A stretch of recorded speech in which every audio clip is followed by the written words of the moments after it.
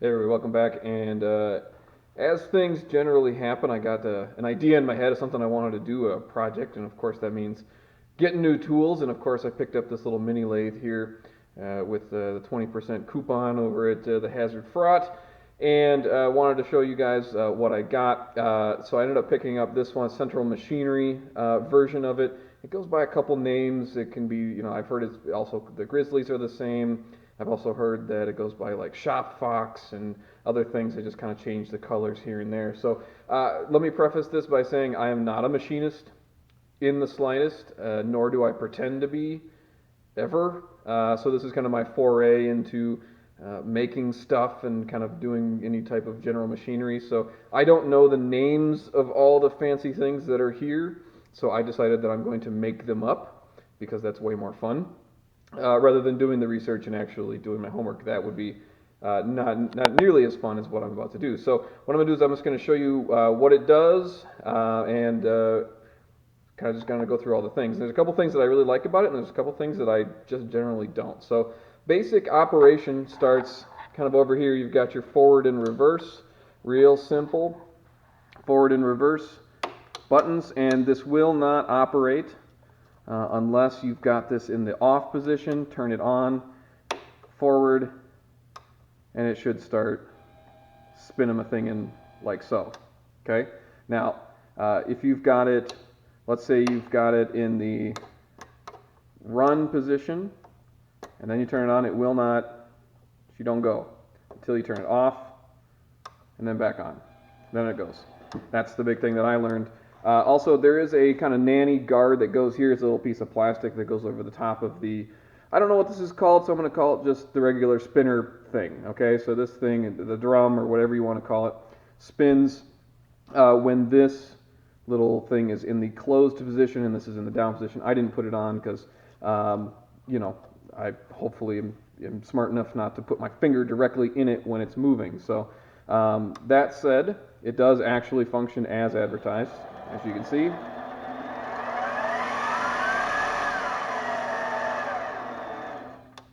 It does have forward and reverse, so of course you have to put it to the stop position, flip it into reverse, and of course, it does function as advertised. Now, there's two speeds on the back. You get a high and a low speed. I learned the hard way, do not flip this as the machine is working. That will blow the little tiny fuse that's here. Whoops, rookie mistake, right? Also, this here is your feed, forward and reverse auto feed lever, which is a little detent. It's a little bit of a, you got to give it a pretty good whack to get in there, but it will go, so that is your forward and reverse feed. Input, which is this little switch here.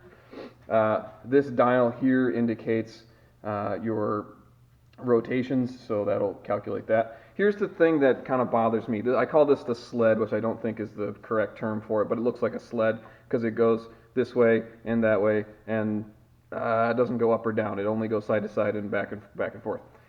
Here's what I don't like. Look at this. You can see. There we go. See? Got about a 10th thou play in it, and so does this one. Look at that. That's obnoxious. Okay, I'm sure there's a way to adjust this, so I'm gonna have to figure that out. But these adjusters here do not have any slop in them, so that's nice.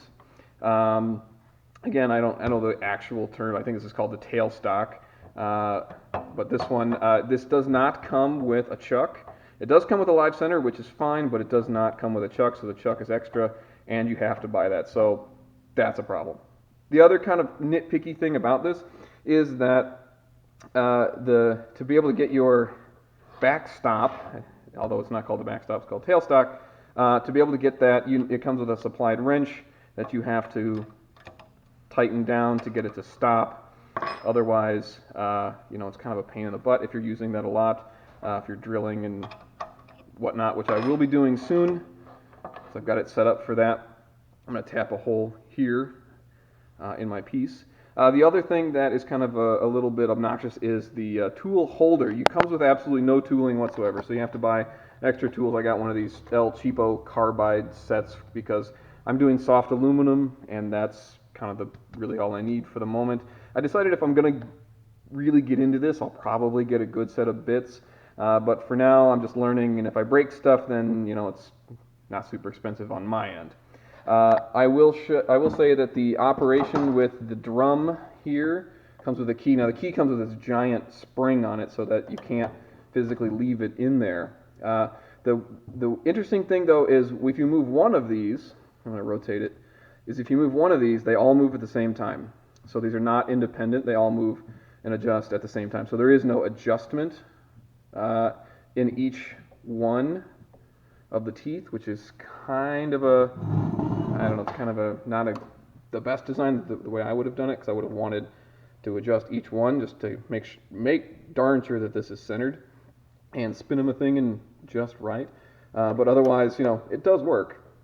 The other thing it doesn't come with is it comes with this, the bit holder, and that's fine. The bit holder is fine. It's just slow because to move bits in and out. The interesting thing though about it is this is spring loaded, so you can rotate it, but so it kind of it'll seat. It'll click here.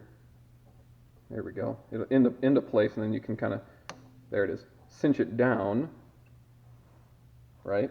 But you don't have to if you don't want to, right? You can do it at an angle like that and still cinch it down because it's spring loaded. So that's kind of nice. But I would have liked to see a quick release tool holder. Just kind of it would have been a nice feature to have, but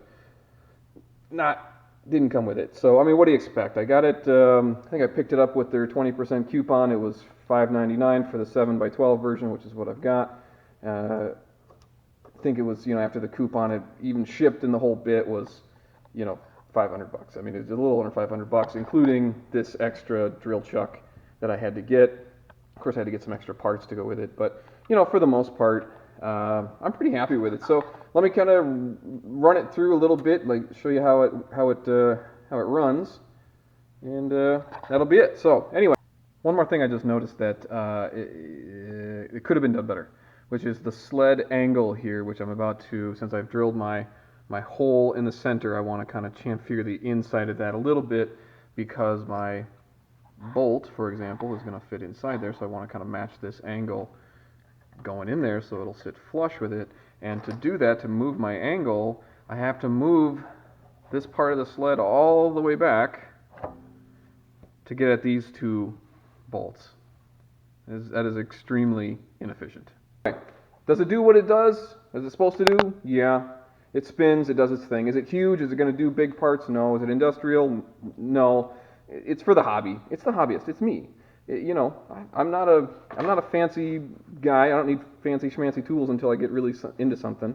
But I will say this. Oh yeah, here's the other thing. These things come caked, just absolutely caked everywhere. This nasty, nasty grease, this packing grease, and it is absolutely everywhere. And it took me a while just to get all of it off. It was a giant pain in the butt. And you can still see some in the crevices that I missed. But it absolutely gets everywhere, and it gets to be kind of obnoxious. Now, a little brake clean seems to help that out a little bit, kind of wipe it down. But that's always a good step too. But I'm still finding it, and there's still some right there. Still finding bits of that packing grease they use, and it's just nasty. You can't wipe it down for nothing. So anyway, this is getting a little long. Let me show you how she runs.